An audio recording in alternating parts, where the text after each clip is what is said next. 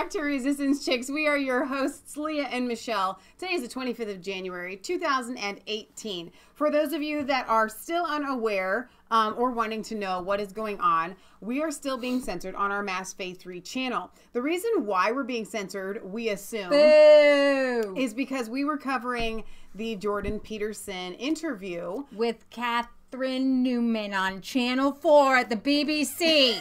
And that video has been attacked from, well, yeah, everybody that sees it is attacking it because it's amazing. But Channel 4 has gone attacking everybody, including us. Don't put our video out there. We know she looks stupid, but please, please. So they're trying to censor. So they have taken away our ability to live stream on YouTube. Now, I have some correspondence going back and forth with YouTube.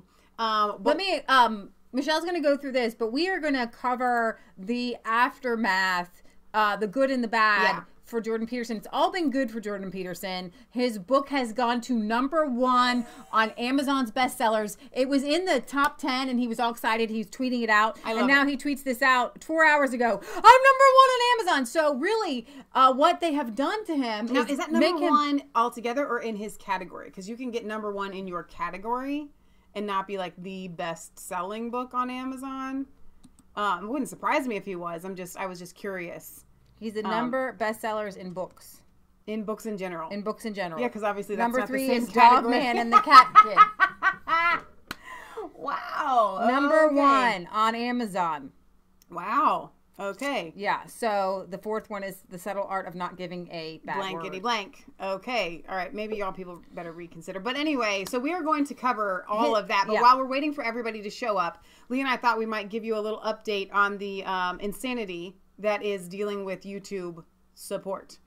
So initially we told them, listen, we haven't been given any kind of strike because when you have a YouTube channel, you get this beautiful, I don't know if you can bring it up, but you don't have to, box where they tell you if you've had any strikes and what your status is on all these different like perks that you get as a YouTube channel, your ability to go live, your ability to have, longer videos, your ability to monetize with ads on videos and so forth. Right here is where we should have either a copyright strike. We have 0 copyright strikes, or community guideline status where you can have community guideline strikes. You can have your ability, we've read the community guidelines and all this stuff and the copyright guidelines. You can have your ability to live stream taken away if you have only 1 strike in either of these areas, okay? We don't. Now, if you go to our video manager right here, you can also go down to the actual video itself, which we were streaming live. And normally if we have matched third-party content, you'll see it over here in this area. I don't know if you can scroll down to find one that has it. Because like if we play a song or something like that. Oh wait, go back up. There it was. Includes copyrighted content. Now, it doesn't matter. We just can't monetize that all it means is we were playing a recording. It says never say no, #3. They've claimed it monetized by copy. We could file a dispute right there. Scroll up a little bit or move your head so they can see. File a dispute. Now, with this particular video, they have told me in the email that we have a copyrighted claim on the video. But this is the last one that has a copyright. And but that video doesn't say this anywhere. There's 2 kinds of copyright claims, right? So people on YouTube want to make money. Yeah. So this particular person is making money off of our video because of this tiny little thing. And what I can do is I can remove the song and it's over.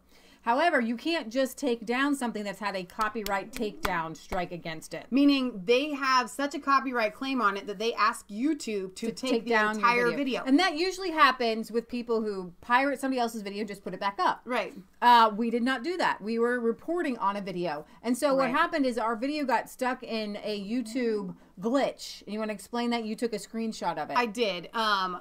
Where, I don't know if you guys have noticed this, but on our Mass Faith 3 channel, if you go to play a video, up in the corner, you'll get a little icon that says Mass Faith 3 is going live now. You click on it, and it takes you back to the Jordan Peterson video, which we did, how many, 5, 6, 7 days ago? I don't remember how long ago it was. So we're in like this weird time warp on the channel. Yeah. So I think what happened was Channel 4 freaked out and put out this big blast to YouTube and said, anybody playing this video, you gotta whatever. And so we were going live, and they took down our ability to live stream. They just shut us down. Like, you cannot live stream anymore. And it's been stuck there ever since. Because then I'm guessing now Channel 4 has had backlash because people are reporting on it. Yeah. They realize, oh my gosh, this is fair use. Yep.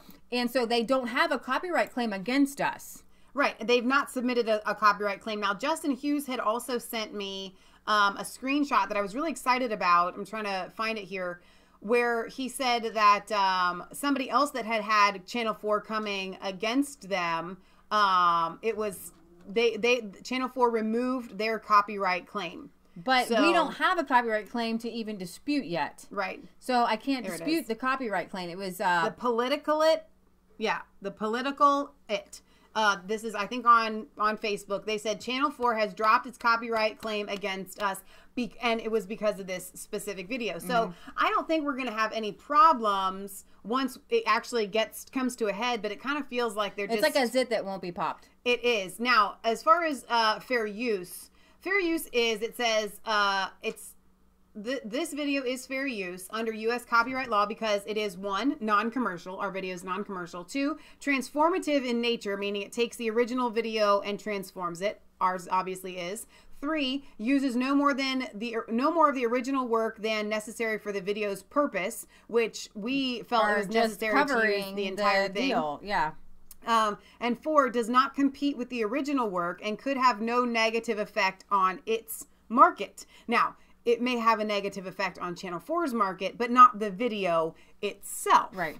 So, there is that. We are in the process of still dealing with YouTube. And we're going back and forth, and it's like talking to like a second grader who does not read comprehension. Because they sent me like an email that said, well, we can't address videos within 7 days until they've reached 1,000 views. And then I had to message back and say, this video has 1,200 views. That's over 1,000. So it's little things like that you get when you're dealing with YouTube. I don't think it's because the person on the other end is stupid. I think quite the contrary. I think they're so smart. They treat you as if you're stupid.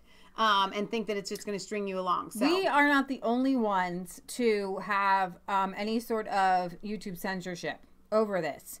Jordan Peterson actually had his response blocked on YouTube because after this, what happened was Catherine Newman felt like she was being attacked. Yeah, and then they claimed that all these alt-right trolls were out there, and Jordan Peterson's alt-right. That she claimed that people were attacking her and threatening her. Threatening was the proper word there. And we were talking about it in the car before we went live earlier.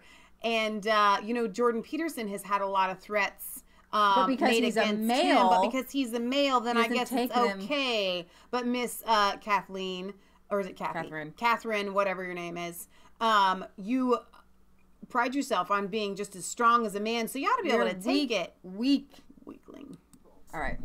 We need volume. 100 agencies monitoring extremist content. Well, our next guest fell victim to the monitoring by YouTube, which is owned by Google, after blocking his video in over 24 countries with no explanation why they did it. The video in question was how he felt about being called a white supremacist. YouTube has since lifted the ban after pushback on social media. So why the ban at all? Well, here now, a psychology professor at the University of Toronto, author of 12 Rules for Life, an Antidote to Chaos, Dr. Jordan Peterson. Great to see you again, Dr. Peterson. Very nice to be here. So tell us what happened with this video on YouTube.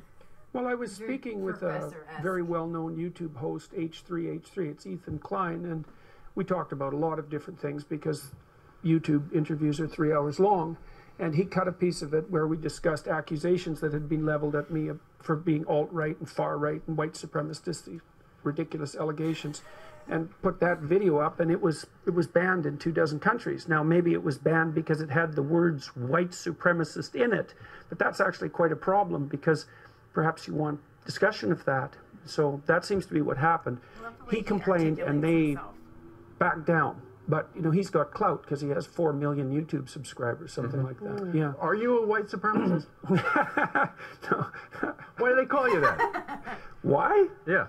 Well, because in the world we live in right now, if you're if you stand in opposition to the radical left, which I certainly do, then the easiest strategic move for the radical left people is to call you some pejorative term so they don't have to deal with you. Yes, well, not just to shut you down, but also to damage your reputation, to cause real harm. Yeah, it's not merely a matter of shutting you down. There's more malevolence to it than that.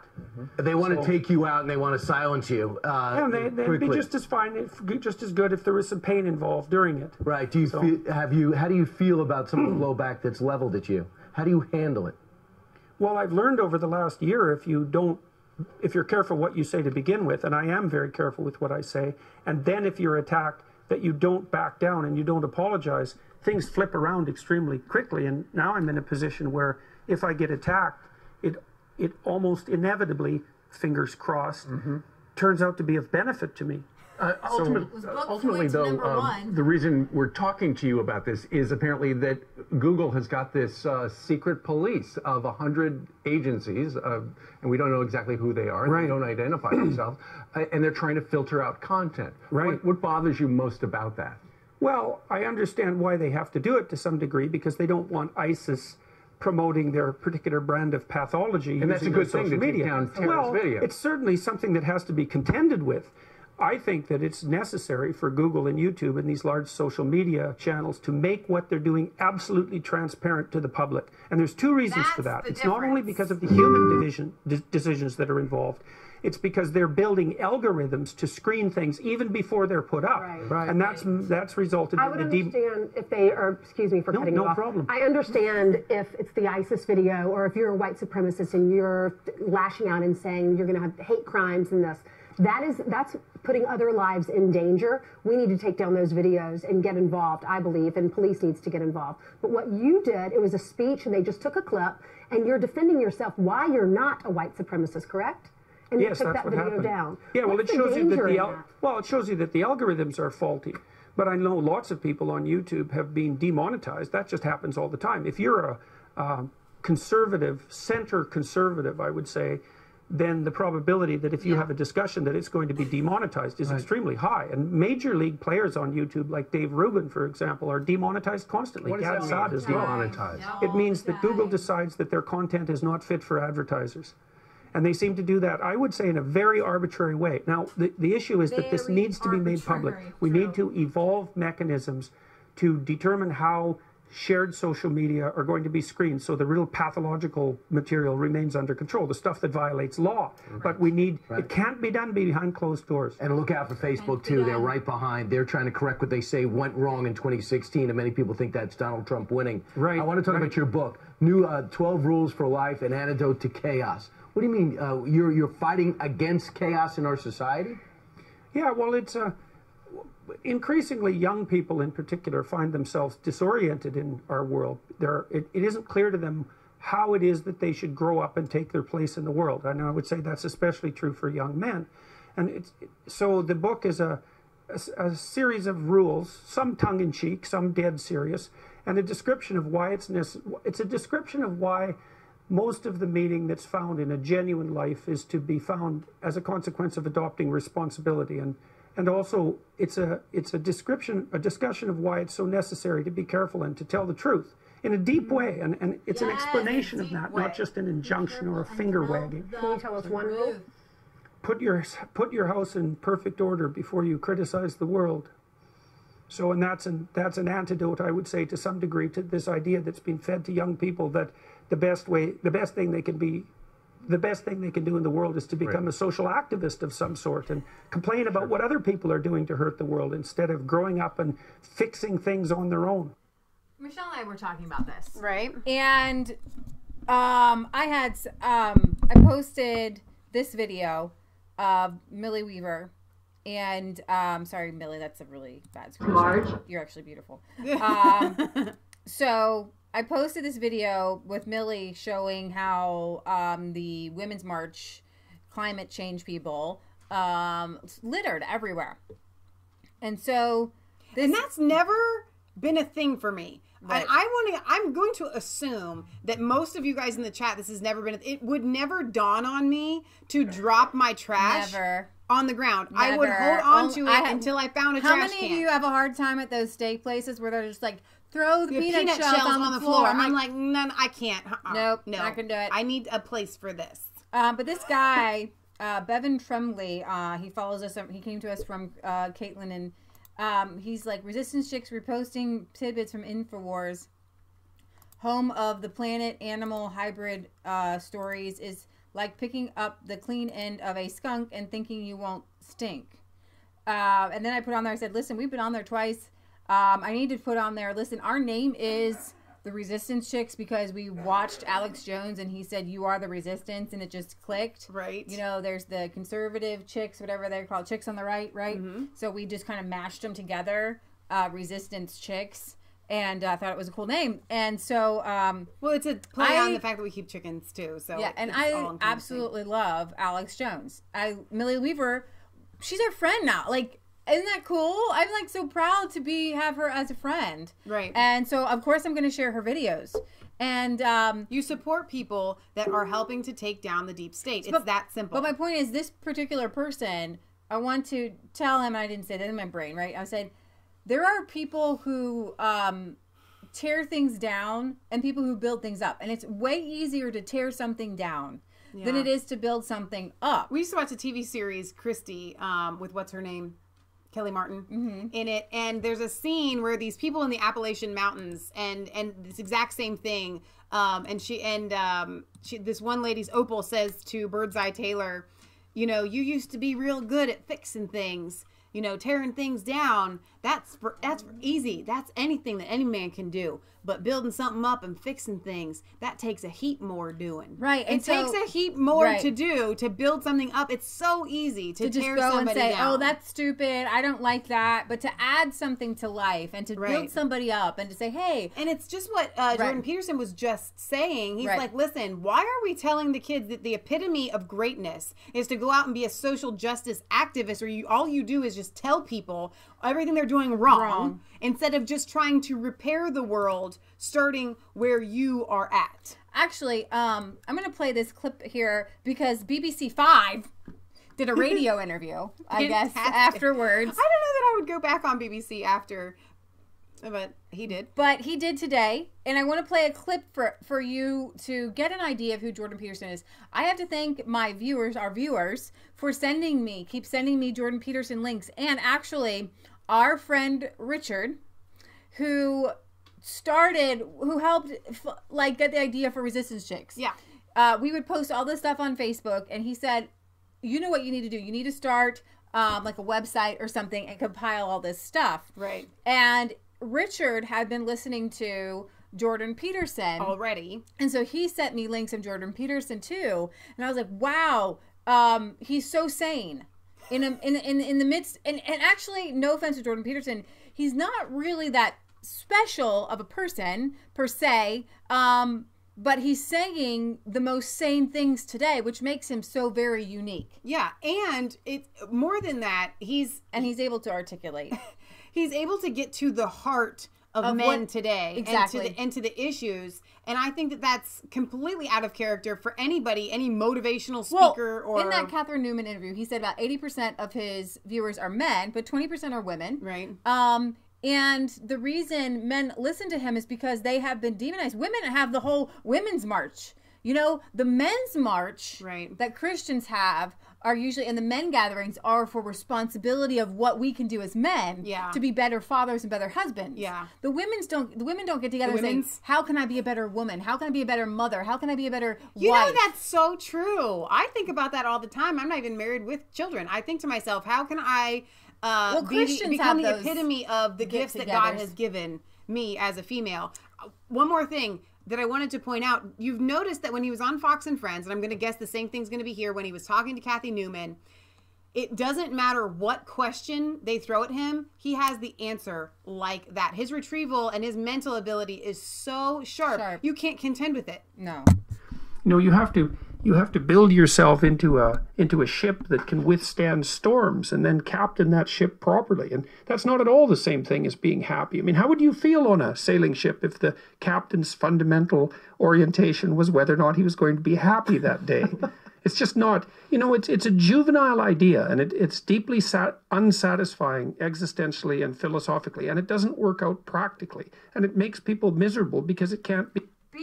One of his big things is like the search for trying to just be happy doesn't actually fulfill you. Okay, it doesn't actually sustain your life being. Like, you can actually be miserable and have miserable conditions, but actually feel better as a human being because you're doing something right, like in war or something like that. Exactly. Like, would you know, men go to war for a reason because they want to protect their family, they want to protect their country. Right. They're not exactly in, these dugouts with bombs having everywhere saying, I'm so happy to be here, right? But the social justice warriors are all about happiness and not deep satisfaction in life. Be attained. So it's altogether a bad idea, as well as being trivial and rather ignoble. Where did it come from? Well, that's a good question. I mean, there is the idea in that's built deep into the substrata of the American way of life that you have the right to pursue happiness. And I also believe that you have that right. And I think it's kind of a misunderstanding of the right to pursue happiness, which essentially means, according to the founders of American society, that you have the right to conduct your life the way you see fit, as long as you don't infringe on other people's right to do so equally. Right. And I think that's a perfectly reasonable set of propositions. But to distill that into something like happiness is the end goal of life it's preposterous.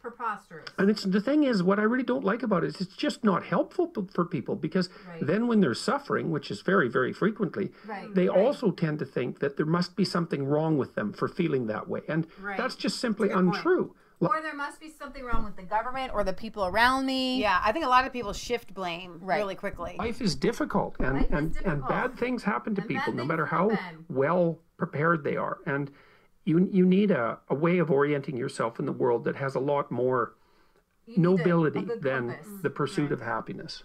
So you're better off striving for some sort of meaning in your life, Jordan, but that's going to be different for everybody. So where do you start? Well, it's different and the same for everyone in some... Channel 5 interviewers.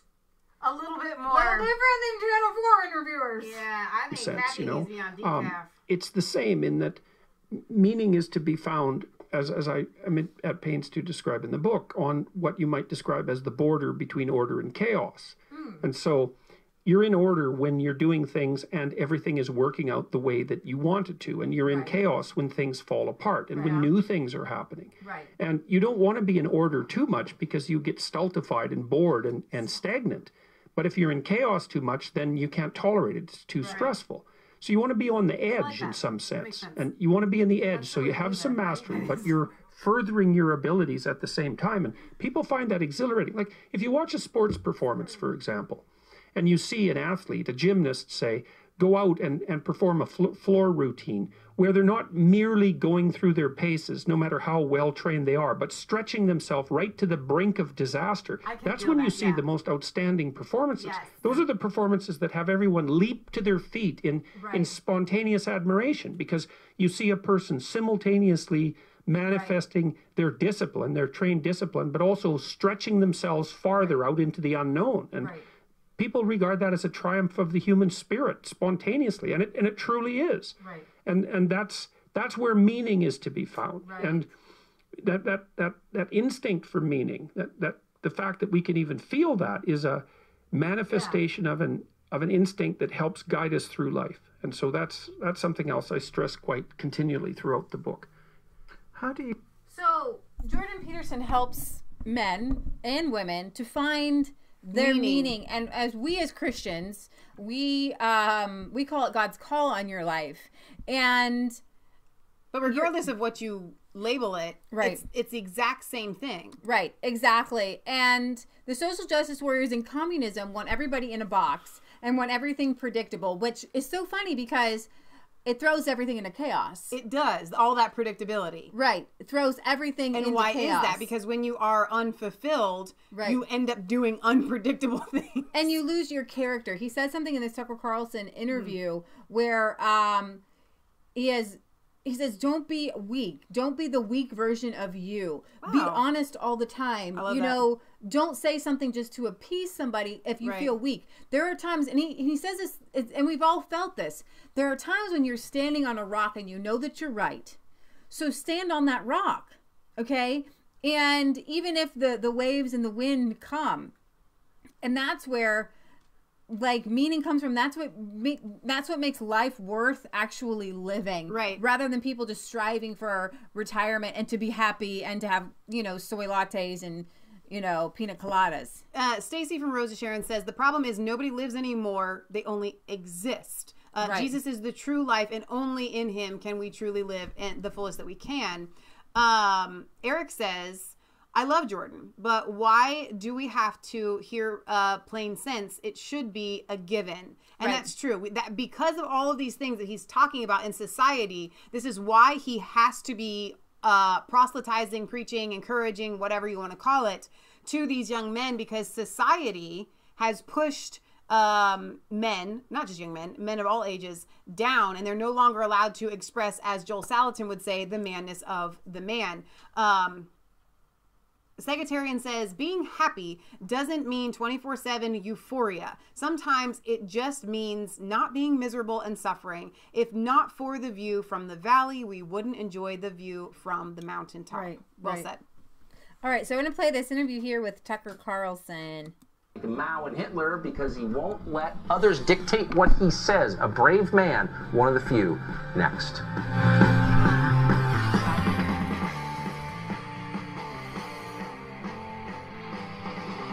I don't think it can get any better. Everywhere in modern society, we're ordered to conform, and if anything, it's getting more conformist, from gender to immigration. Pick your issue. There's increasingly only one acceptable view, and you can be ostracized or fired for disagreeing. Many are, in case you haven't noticed. University of Toronto professor Jordan Peterson stands dramatically against this tide. He's become famous in large part because he refuses to be shamed from the public square for having his own opinions. Last week, Peterson left interviewer Kathy Newman, not a genius, speechless when explaining that people do not have the right not to be offended. Watch this. Why should your right to freedom of speech trump a trans person's right not to be offended? Because in order to be able to think, you have to risk being offensive. I mean, look at the conversation we're having right now. You know, like, you're certainly willing to risk offending me in the pursuit of truth. Why should you have the right to do that? It's been rather uncomfortable. That's fine. I think more power to you, as far as I'm concerned. So you haven't sat there and... I'm just trying to work that out. I mean... You got me. Yep. Ha, gotcha. You have got me. You have got me. I'm trying to work that through in my head. Really one of the great interviews of all time. By the way, she said Jordan Peterson's new book out, 12 Rules for Life. That clip is everywhere. Jordan Peterson joins us tonight. It's an honor to have you, Professor. So I've watched you for a while. I've always thought you were a truth teller. One of the chapters in your book is Tell the Truth. That's one of your rules. What are some of the things that you think we're forced to lie about in this moment? Well, I don't know if we're forced. I think we make a choice. That it's sometimes a bitter choice, but that's often the case when you're deciding what to say. But my sense is often you're in a situation where you're damned if you do and you're damned if you don't, so you might as well pick the poison you'd rather take.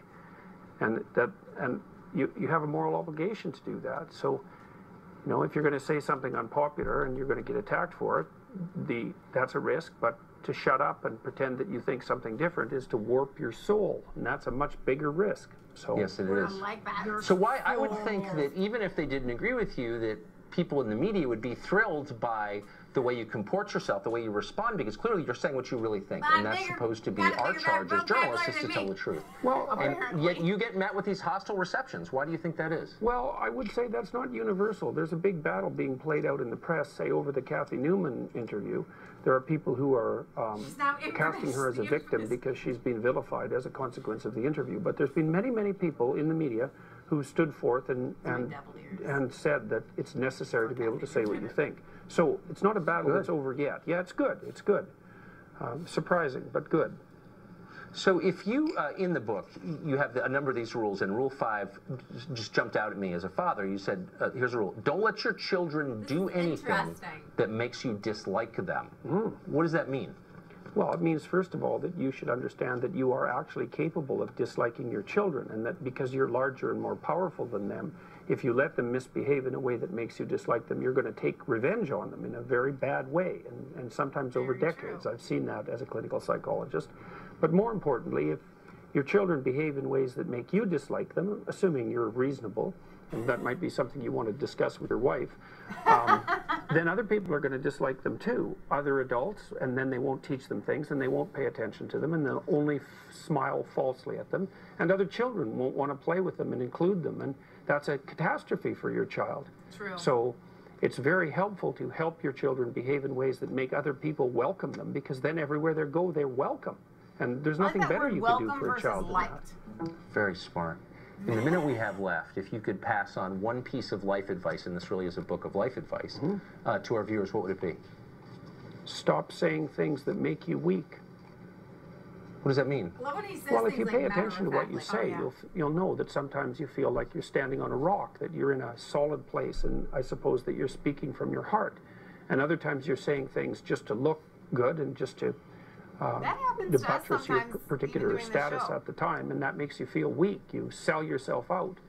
And if you pay attention to what you say, you can tell when you're making yourself stronger, and you can tell when you're making yourself weaker. And unless you want to be weaker, then I would say it's best to say those things that make you strong. And you can learn to do that, and it's really useful.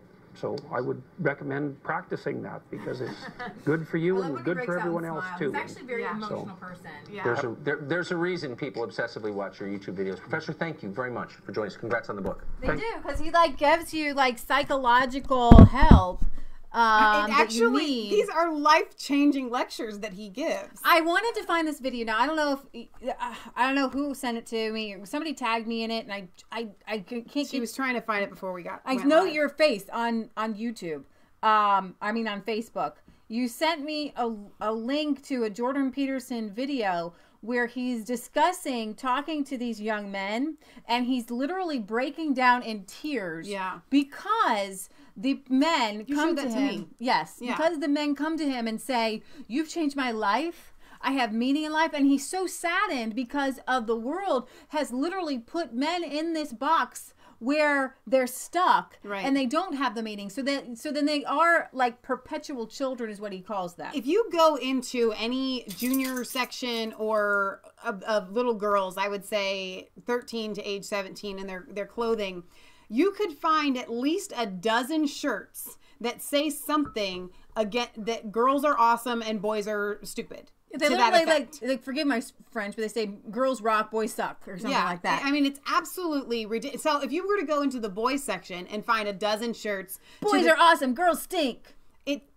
People would be up in arms. And this is the same thing with racism. We often find that black people are able to say black power, all this stuff, but then if a white person says it, so the answer is that not that there should be any law, obviously, censoring people, but as a societal push, we should find that praising everyone for who they are should be accepted, and diminishing other people because they are not who you are should be frowned upon. It's that simple. If you want to say girls are awesome, then okay, say girls are awesome. If you want to say boys are awesome, go ahead and say boys are awesome. So we create from the infant age these weak men always growing up thinking, oh my gosh, I'm nothing. I can't be anything. Secretarian says, when my kids were small and spent time with friends and family, the parents always told me my kids would be welcome back. And that you just felt right about that, because you felt like I raised my kids right. If Patriot Gallery were awake, because I think she's sleeping right now, she would come out here and probably tell you guys, and this is I'm not bragging on her, but it's a brag on our mom. It's not on us at all. She was constantly told, you have such wonderful children. I didn't think much of it. I'm just like, they would tell it to my mom, and I'm like, I don't know. And here's the thing. I know how I am at home. I'm not that simply awesome. Because we didn't act up. Because I see these kids, no offense, you are my friends, but some of these children, I'm like, Mom, did we act like that? I don't understand that. She goes, no, you did not act like that. Like when you're with adults, We just sat there. Literally, we were in a group of adults and we just sat there and you don't say anything. And it wasn't because my mom raised us. We were just kind of interested in the adult conversation. And we knew that if we had something to add, we probably could have. But we didn't have to be entertained either. That's we didn't need people. I remember people like throwing like coloring books my way when adults were around. What I mean was like be entertained. Like kids nowadays also have polite, to be whether you wanted to color or not. You colored, okay? Yeah, sure, I'll color. I don't really want to color. I'd rather just be with you guys. But anyways, you make some amazing points, and you're right, guys. Sanity shouldn't be so special. It shouldn't be so unique, right? And the thing about sanity is like saying scientifically. This is like with the climate change. Scientifically, there are only 2 genders. Correct. If there's something wrong with somebody's mind or body, that is not. It doesn't change your gender, right? It just means that you have a disability up with one of those. Your wires aren't crossed right in your mind, or you have something physically wrong with your body, right? Most of the time, it's in people's minds, and you know, for me, I know that the whole queerification of people. And gender confusion is a depopulation method, because if women are really attracted to men who are manly, and men are attracted to women who are feminine, and so if you lose this attraction and you muddy the waters, right, you don't want to drink the water, so there's not going to be any kids. So like literally, it's almost what was that video you were watching yesterday? And I almost lost my mind, where they were interviewing those people in the UK. And asking them about being married and if they wanted to be. I mean, I couldn't believe that these people were just saying, you know what, marriage is not awesome. No, I don't really ever want to be married. Why would you want to do that? It kind of blew my mind. Mom's posted a few things on Resistance. Patriot Gallery does post on Resistance Chicks. She's part of Resistance Chicks. Donna Terry says, my 2 children, 2 grown daughters, are politically in sync with me. They would love this channel. That makes me proud. That lets me know that I did something right. And we had a chance to meet Donna and her daughter this past fall. This is actually Lauren Sutherland. I know you guys love her. Find out. Whoa, that's gonna be really loud. She actually just got back from a trip from South Africa, and she's covering South Africa. And I have to tell you guys, my heart, like day in and day out, the things that I think about, things I'm trying to figure out answers for. I'm trying to come up with answers for South Africa.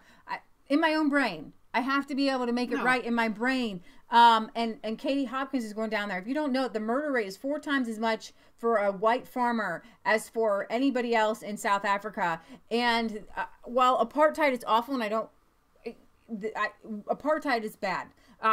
Segregating yourselves is bad. And we've discussed this. The Dutch people were just they're just separatist type people. Just like the Amish. They're the same cloth. The Amish are and Dutch. They want to be separate and okay. So there's a lot of bad things, but to reverse it, when you see people dancing around saying kill the Boer, kill the Boer, kill the white person, like literally singing a song. Anytime you're ranting and raving about hating another group of people that killing them and wanting to kill them in a song, like seriously.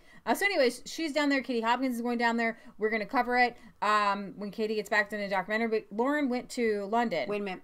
I had a thought that I had wanted to give when we were showing that Fox and Friends video with Jordan Peterson when they were talking about the YouTube censorship. And they were defending that in some cases, YouTube should step in and censor. Here's the thing. If it is worth censoring off of YouTube, you probably need to involve the authorities. Absolutely. And they need to go and find that person, like child pornography or something like that. Right. With ISIS, you need to send in the FBI. Right. So if it's worth censoring, the authorities should be brought in. And that just goes to show the difference. It's not censoring because of anyone's safety. All right. Are you guys prepared for this? This is really sad. Just how far the West has strayed from the idea of a traditional relationship.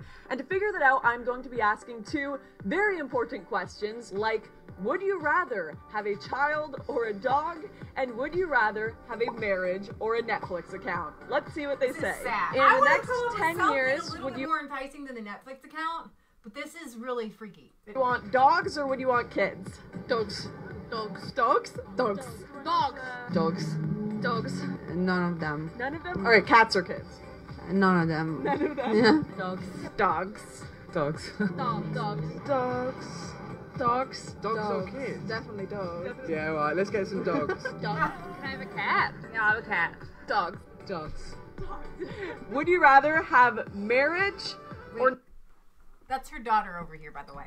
Oh, okay, yeah. Oh, That's yeah. sad. And so that's sad. That is really sad. Don't say that with your kids around. Yeah. Netflix. I think she may have been with her daughter. Why dogs? I don't think you feel as bad leaving them with somebody while you go on holiday. That's a good argument. I don't want to leave my kids. I'd feel really bad leaving my dog. I don't want to leave my kids while I go on holiday. I'd feel bad. No, I would leave them, but I would feel bad. But why wouldn't you just take your kid with you? These women look like they're older than us. This is sad. Worry about them as much. I do not want the responsibility of a child. This video started out really fun and now I'm just depressed. Dogs. Dogs. God. Dogs. Dogs. These children are annoying. I have a kid. Yeah. You still pick dogs? Yeah. All of these parents with kids that would prefer dogs, for fuck's sake. Do you worry that there'll be only dogs and no more kids? I think that's a good thing. Yeah, People suck, right? Yeah, they really suck. Netflix or marriage? Netflix. That was quick. I didn't even finish the question. Netflix. Netflix. Yeah, we've been together 13 years. We got Netflix the whole time. Netflix, yeah. Marriage is just a word. Netflix. Why? I don't know, I just think marriage is a waste of money. Netflix. Netflix. That is the saddest question. Marriage. Netflix.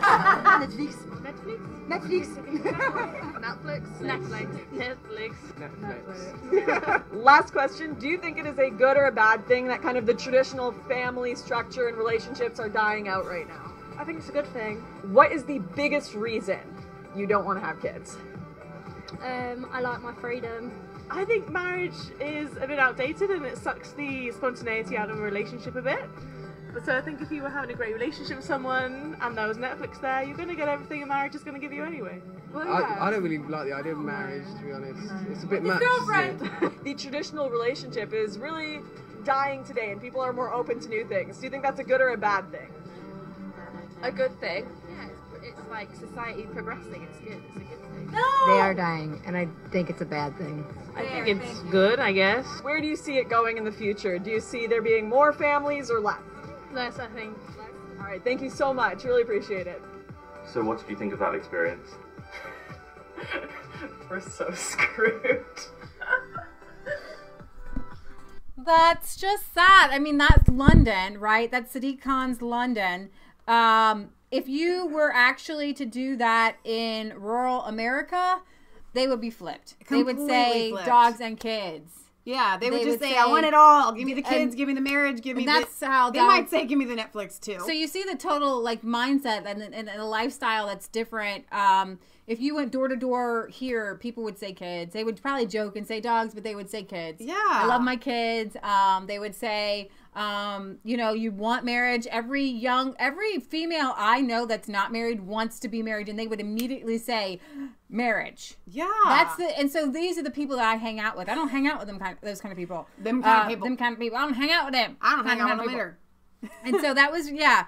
And that's Jordan Peterson is trying to show you that actually you're not, these people are seeking after happiness, but not fulfilling, because being able to sacrifice for someone else actually fulfills you, and you don't need Netflix. Yeah, being able to give is better than being able to receive. Here's the thing. If your fulfillment in life is Netflix or the next new thing, then you're not actually fulfilled, because you always need another thing. If you have a loving marriage and loving kids, as the kids grow up and maybe you don't have as much, you're still, the memories fulfill you. You have a fulfilled life, and unfortunately, these people are not living. Like Stacey said a little bit earlier, they're just existing. Right. It's you and I were talking about on a walk, the fulfilling of the serotonin and the oxytocin in the brain. It's a drug.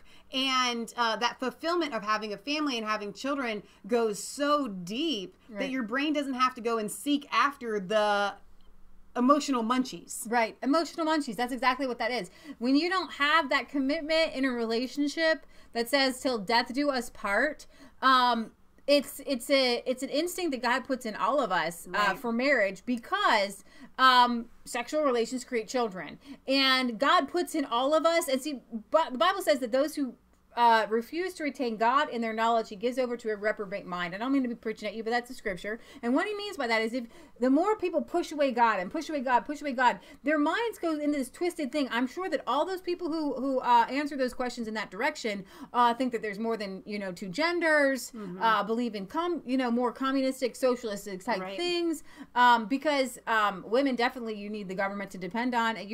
What are you going to do? Here's the thing. When you break these things down into sanity, like with Jordan Peterson, what's going to happen when you're older? There's a system set up so that when you're older and you have children, there's somebody they take care of you. And if you are somehow you die without kids, then you have other families, you have other family members, you have nieces, you have nephews. It's more than just being taken care of. It's being valued. When you get into your older ages, you should be revered and respected and valued. And that's what we see in historic families. Right. You look at the grandparents and look at the life they lived, look at the knowledge that they've gained. Right.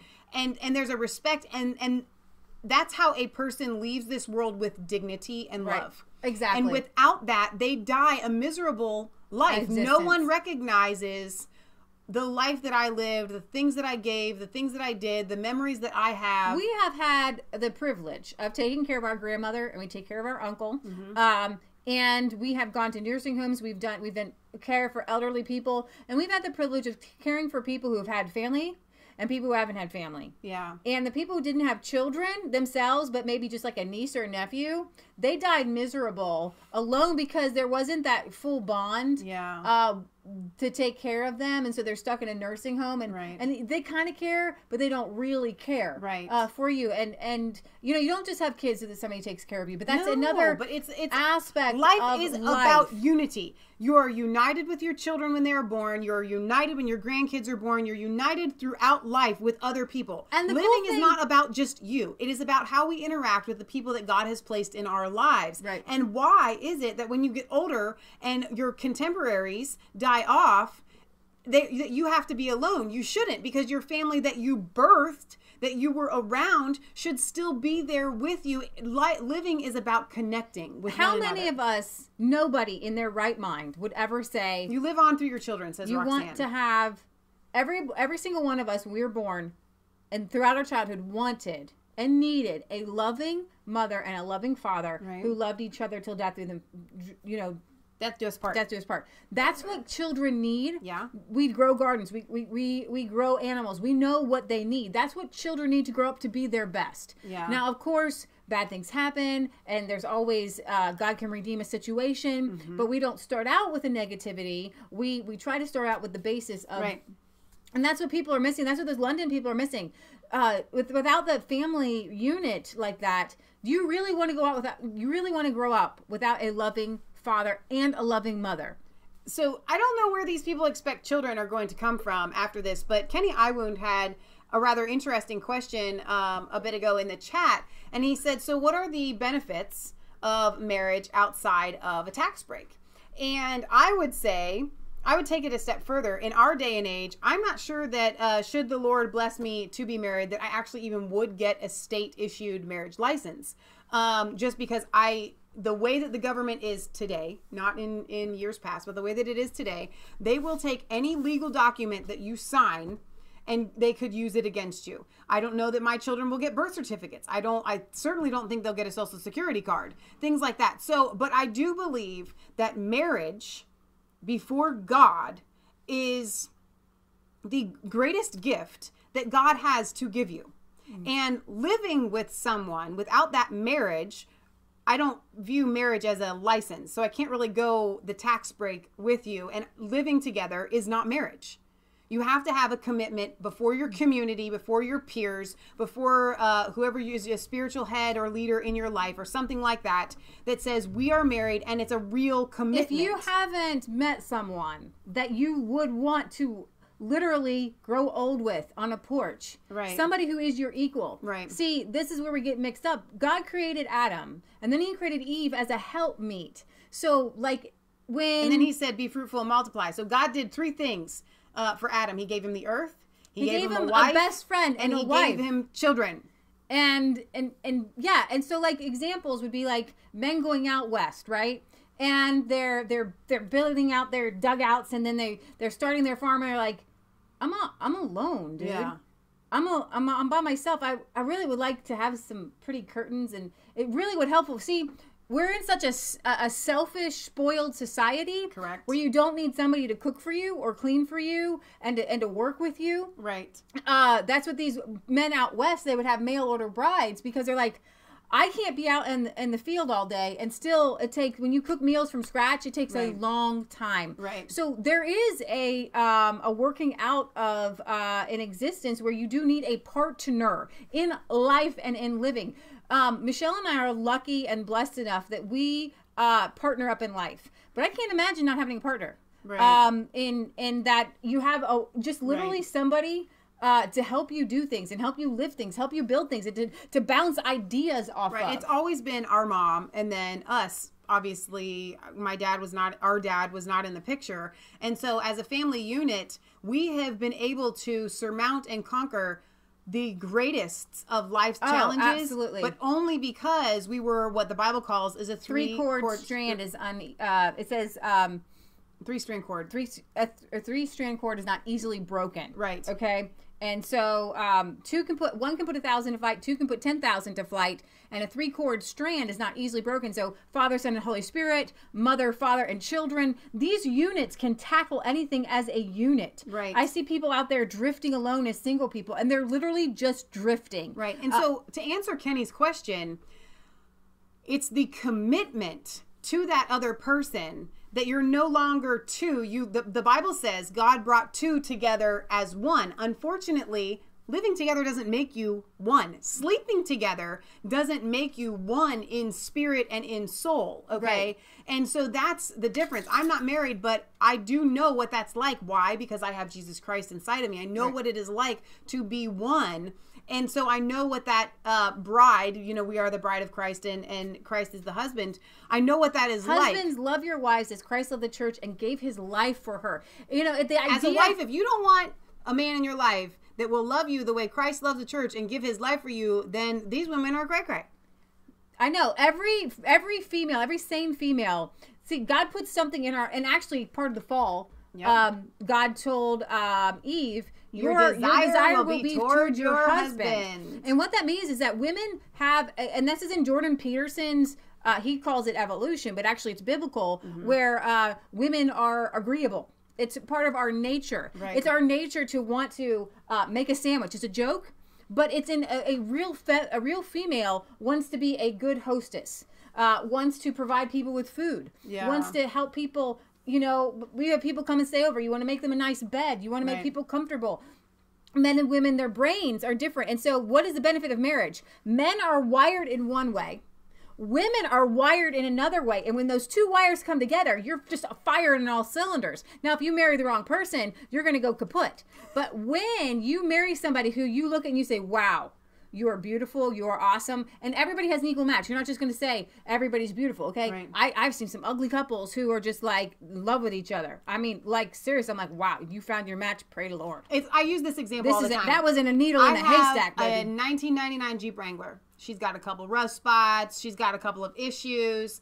But when I drive on the street in this Jeep Wrangler, I know this is really debasing the whole issue, but it's a good example in my mind anyway. And I see a brand new Jeep all souped up and beautiful and perfect. I don't want that Jeep. Honest to goodness, I do not want that Jeep. I love my Jeep. When I look at my Jeep, it brings me comfort. It makes me happy. Kansas has put a lot of work into it. My Uncle Jack has put a lot of work into it. There is so much about that vehicle that makes it my own. And I love it. Now, when you have a spouse, you don't need the hottest thing right off the line. You can literally look at your spouse and say, you are the most beautiful creature in the world to me because you are mine and I am yours. Coming home to somebody who is smiling at you, who's happy to see you, right? Somebody who will literally, when we're doing projects together, it's so much easier. Like we can get 5 times as much done when we work on one thing together right. than if we work separately on things. When I'm by myself and I have to do something like all by myself, like a specific project, I think to myself, how do my single friends do this? Right. Where is Leah? Where is Candace? Stupid example. We unload manure and we put it in our pig pens, right? Yes. I can do it by myself. Yeah. It takes me about an hour and a half. I can do it with Michelle. It takes me about an hour. But when Kansas is doing it, and it takes us about... why shouldn't it take you 45 minutes when I help? Well, when Kansas helps us, we get it done in about a half an hour, maybe 45 minutes. So the 3 people working together, we get something done, and then you can go on to the next thing, and it makes it easier that way. Exactly. And so when it comes to all these different projects, and listen, it's just... Women have you not seen romance movies? Women have a desire for a man to say, wow, you are the most beautiful woman in the world. I want to marry you. I want to be with you. I want to wake up next to you. I want to provide for you. I want to have children with you. I want to care for your children. I want you. I love you, you specific person. And then I would assume that men want women to say, wow, you are the strongest, most wonderful man I have ever met. You are fantastic.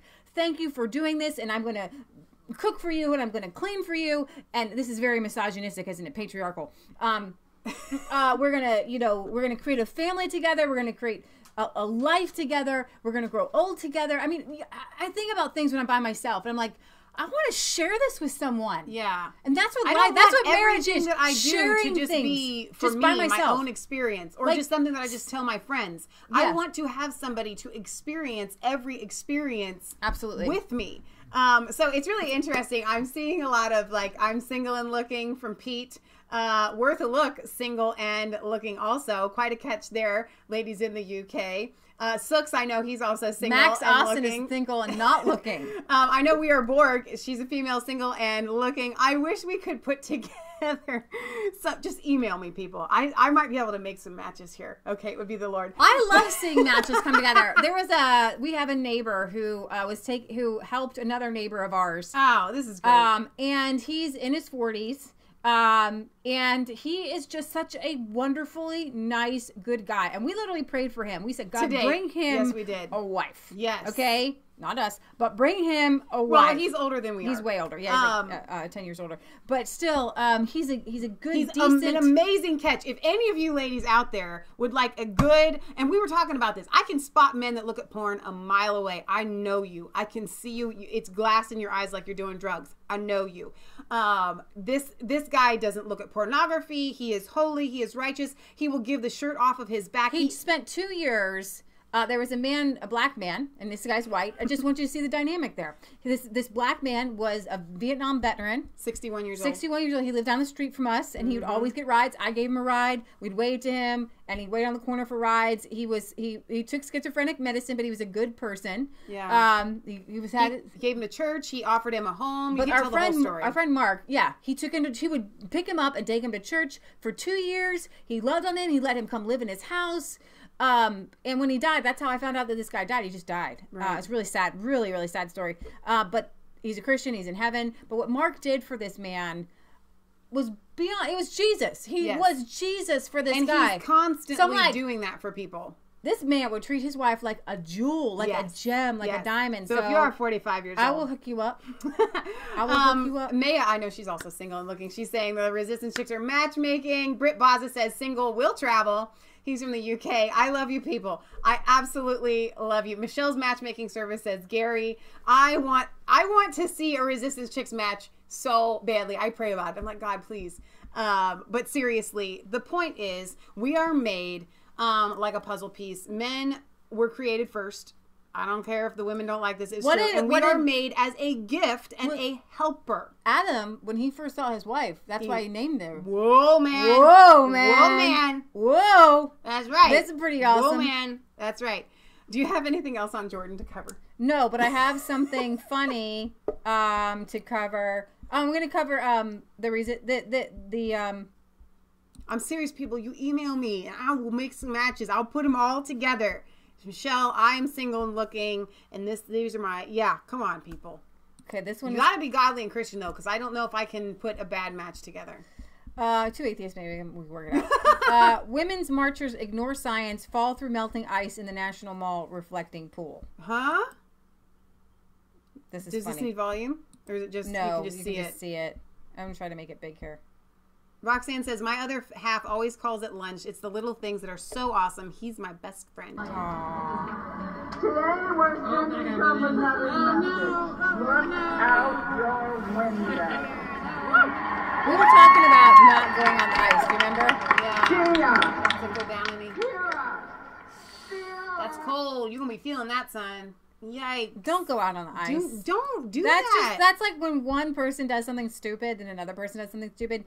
I've been seeing this over and over again. Howdy, folks. I'm the value girl. Hang on. Terry Martin says, so true. My wife and I have been married for almost 34 years. Congratulations. And she is more beautiful to me, and we are more in love and enjoying one another more today than when we first met. Awesome. You guys are awesome. They do exist. They do exist. Cape Town is actually going to run out of water. And this has been coming up in my news feed. Yeah. So as Cape Town water crisis deepens, scientists prepare for day zero. Researchers make plans to modify studies and prioritize public health as city reservoirs run dry. Panic about the looming water crisis in Cape Town, South Africa strikes Jody Miller unprecedentedly during the otherwise ordinary days. I was making cupcakes this weekend and burned my finger on the pan and whipped it under the tap. And she's like, what will we do when no water comes out? The city government estimates that day zero, when Cape Town becomes the first major city in the world to run out of water, as, by the way, there's an ocean. So this is a big deal. As reservoirs dip too low to deliver a potable supply, will come on April 12th. The city is experiencing its worst drought in the past century. And with less than 80 days before taps are likely to be shut off for all but essential services, scientists are scrambling to determine how the crisis will affect their research and their daily lives. Information about the amount of water that universities will be able to draw from municipal or private sources and for how long is almost non-existent. Local researchers are also concerned about how the water crisis will affect their staff and the city as a whole. Countdown to day zero. Cape Town is now in its third year of severe drought, which has slashed the supply of surface water upon which the city relies. But for many residents, the idea of day zero only became a reality only on January 18th, when their mayor announced, we have reached the point of no return. Until then, the city had hoped that voluntary actions to conserve water would stave off a crisis until winter rains began and new wells and water treatment plants came online. But Cape Town's reservoirs have drained faster than predicted. Households and businesses did not conserve as much water as the government had hoped for during the current summer. According to Cape Town's disaster plan, what water remains in reservoirs on day zero when their levels drop to 13.5% of capacity will go to hospitals and informal settlements that already rely on communal taps. Most of the metropolitan areas, nearly 4 million residents will have to collect allotments of water from 200 distribution points, and a situation that a mayor fears could lead to anarchy. Remember, we were talking about water today on our video. If you guys didn't see that, one of our viewers, Eric, had sent us a message just asking, what can we do to be preparing for, we always call it the zombie apocalypse. It's really, there are no zombies, okay? Rest at ease. There are no zombies. There never will be. But seriously, what can they, and so we were talking about that, and the first one that Leah came up with, the number one thing that you guys need to be prepared for with is water. Yeah. You need to have a water source or a way of collecting water and a filtration system so that you can clean it. Either that or you have to be able to boil the water for, like Leah said, 7 minutes to purify it. Now, my conspiracy theory mind, and this is totally probably not true at all, but I'm thinking to myself, okay, I believe in weather manufacturing. It's not that I just believe in it. It's the fact they do it. Now, were they using it against us more recently? I tend to think that they were. Now, the water had to be sucked up from somewhere. They stole it from South Africa. Just kidding. It came from the ocean. But seriously, I don't think it's a coincidence that the drought is happening in South Africa while they are under such upheaval and turmoil and chaos. I believe that the water is missing for a reason. I don't think they brought it all the way here to the United States. That was a joke. But seriously, I don't think it's just a natural thing. I really don't. All the water in the world is still here. Right? It's still here. It can't go anywhere. It just goes somewhere else for a time. Oh, there's Eric right now. Okay, so this is hilarious to me, but not funny. And I got to tell you, these Bernie people, no offense. Some of them, most of them, not all of you. The way they see North Korea and Venezuela. It's a little bit cray-cray. And Cuba. Mm-hmm. I just... you do know that communism is just as bad as Nazism, right? Yeah, they're only starving in North Korea because of the sanctions that we put against them. They were starving. Rex Tillerson laughed about our sanctions making fishermen go into Japan waters during the winter and say that it was a good thing that they're dying because that means they're feeling the squeeze. And Condoleezza Rice, these neocons are sitting there. I do not like Rex Tillerson. He's a warmongering person, and I can't stand warmongers. Yeah. You guys know our stance. We do not. You do not. Go to try to I think I told you guys before, you don't, if you're trying to search out a murderer and take him down, you don't kidnap his kids and start chopping their fingers off. The North Korean people, starving them is a bad thing. But however, they were starving way before any U.S. sanctions. And people who say who are like regime apologists for communism and for Castro and for Cuba and for Venezuela, they make me sick. Yes. They're like people who are apologists for war. Yes. And but anyways, Lester here, Lester Holt from NBC fell into a Kim Jong-un propaganda trap. Yeah. Where he is saying, wow, look at all these skiers here. North Korea isn't that bad. However, they brought these people in. They're all wearing the same thing. And they don't ski there. This is actually a ghost town.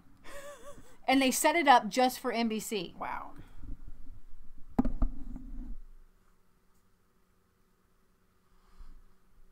They don't want you to see it. You're going to see it. They don't want you to see it. NBC exclusive. Oh, I'm sorry. I have this muted. Here in North Korea. We're here because some of the athletes from the South and North, based on this new alliance, will be doing some of their training. I'm going to try to make this bigger if it doesn't play, but I want you to see it because it's here. It's been announced the North Koreans will field 22 athletes in the upcoming Winter Games in South Korea. That's fueling some sense of hope and optimism of cooperation in other ways between the two countries. We arrived in North Korea on Saturday. We flew the North Korean state airline. It's about an hour-and-a-half flight from Beijing. They even make an announcement in flight when you eventually cross the border into North Korea. We quickly passed through immigrations, went through a very lengthy and very detailed customs inspection of not only our equipment but our personal items down to the novels we were reading, even in one case a toothbrush of our crew members. But we have been treated with respect here. We have been invited, and our guests of the Ministry of Foreign Affairs. We stayed in a guest house outside Pyongyang last night, and then made our way to this ski resort to get a look at a part of North Korea that most Americans don't see, and certainly a part they would like us to see.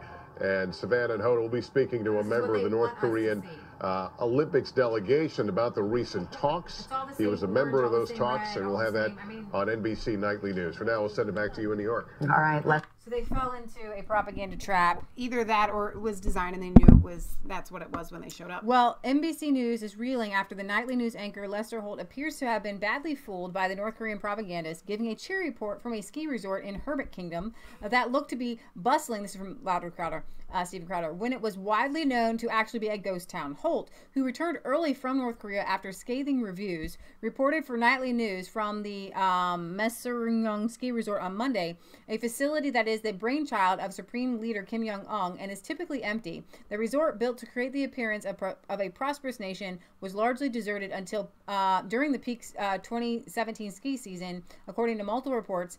But for Holt's appearance, the North Korean government appears to have been brought in skiers wearing identical outfits and staged the scene, something Holt did not appear to realize. The resort is a source of immense pride for our country, trying to present a new and modern face of the world, Holt said during his report. Filmed with actors, built with slave labor by an evil dictator, while the rest of the nation starved and still has no freedom to speak of. What a proud accomplishment. Sure is nice of NBC to help North Korea rehab their image from beating and torturing an American citizen to death. Hope Otto Warminger's family is watching. Most of North Korea is starving, but NBC is happy to share their communist propaganda to millions. NBC acting like North Korea is a wonderful place is like a lot like the New York Times' Walter Duranty praising Stalin for years while millions suffered and died under communism. Lester Holt enjoying his cushy trip through North Korea as if it isn't all staged. Will the NBC crew get to see the concentration camps held in North Korea and the starving orphans that walk through their streets? Maybe they can give us a live feed of Conan's Haiti trip in the meantime. Did you see Conan's Haiti trip? I gotta get. Are you getting Sydney? I'm getting her. Conan went to Haiti to say Haiti's not so bad, and he got ripped to pieces too because, of course, no one can afford to stay where he stayed.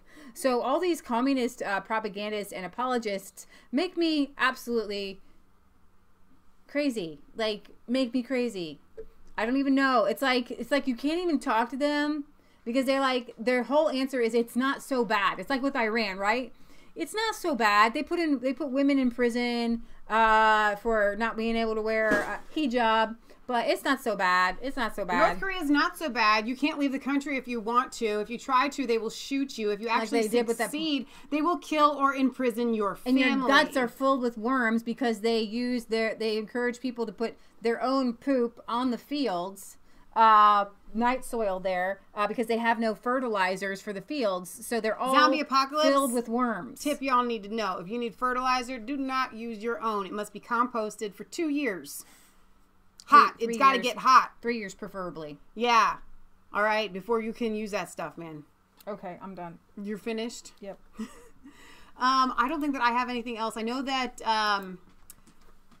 Britt Baza had sent me some stuff that I haven't had a chance to look over. So let me look over that and we will possibly bring it back to you tomorrow. We're going to go live at 6 p.m. Eastern Standard Time like we do every Friday to do a weekly roundup. Every Sunday we go live at 1 p.m. Eastern Standard Time for our UK and Euro news, which is always really, really fun. Don't forget to like, comment, and subscribe to Mass Faith 3. Lester Holt is nothing but a globalist shell. And Resistance Chicks. Oh, the Tommy Robinson links. We will have to look for those. Yes, we definitely will. I like what Donna Terry had said. You know what? This is really crazy, but don't worry because God's got this. And that's true. We are on the winning side. And I do want to end with a message of hope, like we always do, that things are changing and we are winning. And the swamp is being drained and the globalists are scurrying. The reason why they have to put out propaganda and all of these lies and take down Jordan Peterson's videos and stuff like that is because they are scared. You know, and that's right where you want them. B-Lady, I am glad that you're on our channel, by the way, because we live in such a world where maybe you can shed some light on this, because I was watching a video where they had a retired NFL guy. He was a teacher. And I liked something on Facebook, and I follow Melanated Universe, and I also follow the Black Homeschoolers. And I'm shocked at the stuff that they put up, because and it makes sense that 80% or 90% of African Americans or Black people vote Democrat, and you want to go up and you want to shake them, and you want to say, hey, come come live on a farm, get out of there. I don't care if there's racists. Yeah, there's country racists. There are. I got it. They exist. For sure. But you know what? There's a lot better people than there are bad people. Yeah. Okay. There's just a really stark difference, right? And you know, I watched this video on Melanated Universe or something, or the Black Homeschoolers, where this Black NFL real buff guy, he's teaching kindergarten, and everybody's like, oh, this is so awesome, and you get behind it, and you're like, oh, this is so cool. And then he starts to do this chant with these kids, and they're like, I'm smart, I'm Black, and I'm beautiful. And here's the thing. If some teacher, if an ex-NFL white guy went into a white school and said, I'm smart, I'm white, and I'm beautiful, how come it's allowed to be this thing? And it's like, if we allow it to happen, yeah, aren't we actually making it so that Black people are less, that they need to be lifted up, that they can have big and Black is beautiful, and like they got a whole magazine, Ebony, right? What if we had, what do you call white? Blanco? Right? What if we have Blanco, just like the white people's magazine? And I get it, because we live in America. Most things, and most European settled here, there's mostly white things, right? And if you're in Africa, most things are going to be Black. But is there like Blanco magazine in Africa? Like for just like the white people in Africa? I mean, like, I don't understand why you can have be in my head now. This intense weirdness of this weirdness. Like, I don't even know. Like, seriously, you go like this and you just stay in your bubble. You're like, okay, you don't want to offend anybody. You know, you're not racist. But that don't sound right. I'm Black, I'm beautiful. But if you put it and you're like, I'm white, I'm beautiful. But you can say I'm Indian, I'm beautiful. You can say I'm Native American and I'm beautiful. Right. I don't know if Asians say that or not. Can we say I'm Swedish and I'm beautiful? Is that acceptable? Probably. But I don't know. I went to school. I went to Bible college, and there was everybody there from everywhere. Like literally, the lady behind me were from the Philistines. We told you how we did these. She was from the Philistines, the Philippines, and I told you how we had one teacher who did that same thing. Right. But he didn't use our skin color. Just said, I'm rich. I'm very good looking, and the Filipino lady behind me was like, rich. I'm very good looking. I'm very rich. I'm a major blessing, and I can understand that. Right. But like. I'm quick, I'm sharp. I'm bright. So the B lady had left a couple comments that I wanted to highlight since you called her out here. She says, one thought about Lester while in North Korea. If he said or did something wrong, he would have been, I just totally lost it. Put in jail? He would have been locked up. Then she said, so maybe he took the nice view while there. Sure. And for those of you that are wondering, the B lady is a black woman who is on a homestead married to a white man. That's why Leah's calling this out. Because in all honesty, in today's day and age, black conservatives have a huge voice. A massive voice, and it's a really good thing. C.J. Peterson, Red Pill Black, Larry Elder. I love these people, and like they are welcomed into the fold. And we've talked about this before. I think we prefer you don't have the same black voice on the left or liberals because there's no these one there. Black voices speak from their hearts. And most conservatives and Christians I know, like, and when I go to church, you don't see color. Everybody's just singing their songs. There's no, like, the churches that I have been in, there has been no racism. Right. You know, it's like everybody just sees Christians. That's all you see. Right. And it boggles my mind that there can be this they call it reverse racism. I don't know what to call it. Most blacks have no self-confidence at all, and it has nothing to do with the 90% live in ghettos. She says the only thing they can do is make whites feel guilty, and that is wrong. And then she says, see, they are intimidating you. You have to be ashamed to be white in order to make them happy. Yeah, I don't even see my own skin color when I look in the middle. It's like, you know, it boggles my mind that people do see it. And I pray that we can, and the Democrats did this, by the way, and my mom, we talked about this. It goes back to when you come off the plantation, you needed to have land, and you needed to know that you had dignity. 40 acres and a mule. And you need to know your dignity. And immediately, black men did rush into our legislative branches.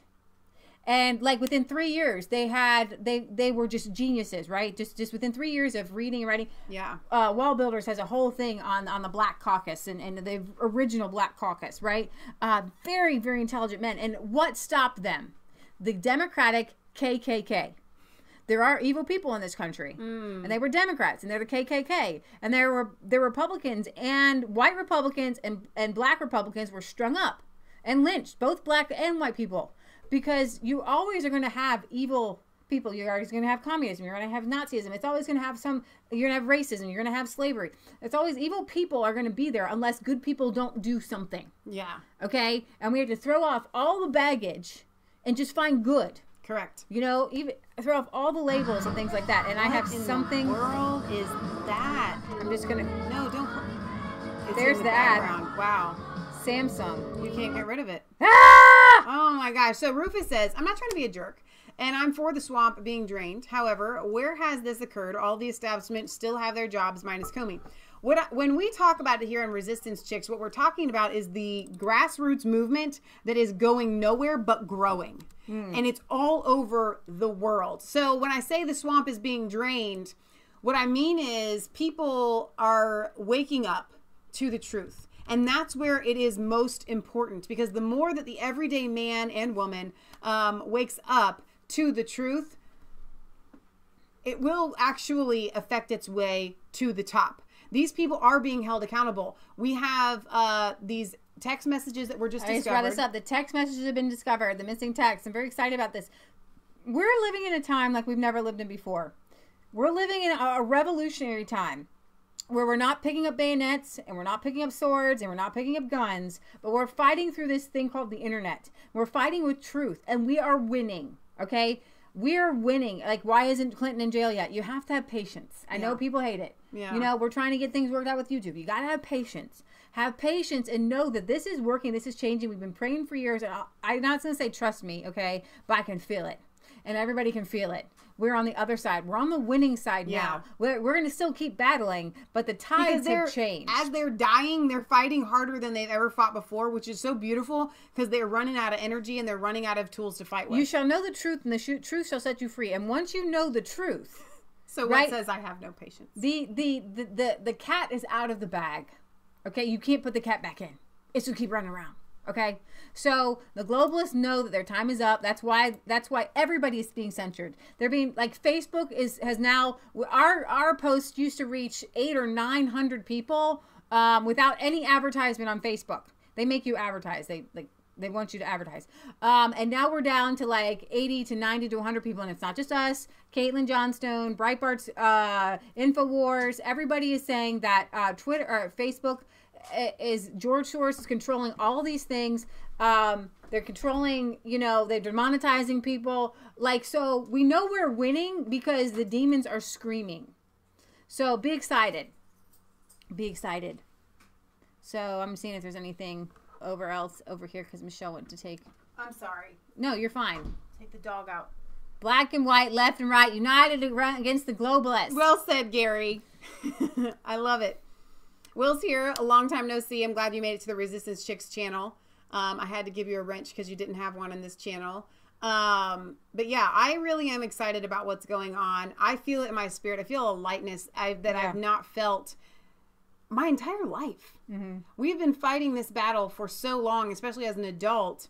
And you guys so much longer than the rest of us that I just feel in my spirit a lifting. I know. It has nothing to do with President Trump being in office. It has everything to do with you, the people. Absolutely. Here, let's listen to this and we'll end. Which were exchanged between Peter Strzok, a top FBI agent dismissed from the Mueller investigation, and attorney Lisa Page. They were having an affair. The missing messages were from a critical time period last year between the presidential transition and the launch of the Mueller Russia investigation. Yesterday, President Trump suggested it's worse than Watergate. I am very disturbed, as is the general, as is everybody else that is intelligent. When you look at 5 months, this is late great Rosemary Woods, right? Right? This is a large-scale version. 18 minutes. That was 18 minutes. This is 5 months. They say it's 50,000 texts, and it's prime time. That's disturbing. It's prime time, and now they have some of them. Chief Intelligence Correspondent Catherine Harris is live in Washington with the latest. What did they find? Well, thanks, heroes, and good afternoon. Fox News within the last minutes received this letter, obtained this letter rather, which is from the Inspector General David E. Horowitz. He's writing to the two senior Senate Republicans of the oversight committees for the Justice Department and the FBI. So that's Senator Ron Johnson, who chairs Governmental Affairs and Homeland Security, as well as Chuck Grassley, who leads up the Senate Judiciary Committee. Horowitz is not a household name, but he is really a central player to both the email case and the Russia case. About a year ago, Horowitz was tasked with doing an investigation of the FBI's handling and the Justice Department's handling of the Clinton email case, and it was through that investigation that he uncovered these anti-Trump texts between demoted agent Peter Strzok and the FBI lawyer Lisa Page. And according to the 2-page letter that has gone to the Hill, they've been able to recover some of the texts during this critical time period of December 2016 to May of 2017, when the special counsel Robert Mueller was appointed. And what he confirms in the letter is that they took physical custody of the Strzok and Page phones, and they were able to obtain the text messages. Oh, really? It reads in part, the Office of the Inspector General has been investigating this matter, and this... Yes, that's it. So, yeah, you didn't think they'd go grab the phones first to begin with? No, of course not. Listen, I'm not... Here's the thing. If that's where it's at, the phones, there's more missing. Because you know as soon... You know they deleted them. Yeah, but they're never deleted, I don't think. I mean, you'd have to bleach bit the phone, I think. They have... I don't know how they do it, but these... Maybe they did. It's never gone. It's absolutely never gone. So, we're going to sign off here. Do you have a song? No. I know you don't. Tomorrow. You can make up a song. Do one of Leah songs. Don't have one. No, one of your like last minute raps. Okay, so we will come tomorrow prepared with a song. Perhaps we'll do mine. I practiced it once. Practice it again. All right, you guys. We love you. Don't forget God loves you. And we have a P.O. box. Victory in Jesus, my Savior forever. He sought me and bought me with his redeeming blood.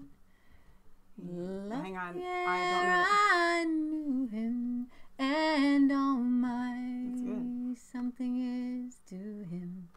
There's victory in Jesus beneath the cleansing that is not it. blood. That sounds. Why don't you just make it up? It doesn't have to be.